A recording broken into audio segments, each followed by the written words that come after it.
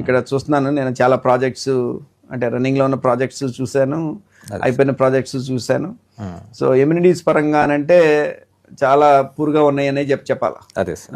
అంత పెద్ద ఎమ్యూనిటీస్ కానంటూ నేనేమి చూడలేదు ఇక్కడ. అదే సార్. ఆ ల్యాండ్స్కేప్ని కొంత ఈ ప్రాజెక్ట్తో మేము మారుస్తున్నాం ఇక్కడ ట్రై సిటీలో. సో దీంట్లో మేము ఏం చేస్తున్నాము అని అంటే ఒక 25,000 స్క్వేర్ ఫీట్ క్లబ్ హౌస్ ఒకటి బిల్డ్ చేస్తున్నాము.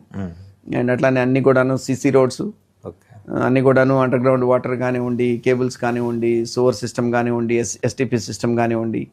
ఇంకా ఆలోచిస్తున్నాము అంటే ఓవర్ హెడ్ ట్యాంక్స్ తీసేసి న్యూమాటిక్ సిస్టమ్ ఏమైనా పెడదామా వాటర్కి, ప్రెజర్ పంప్స్ పెట్టి ప్రెజర్ కంటిన్యూస్గా మనం మెయింటైన్ అయ్యేటట్టు చేద్దామా.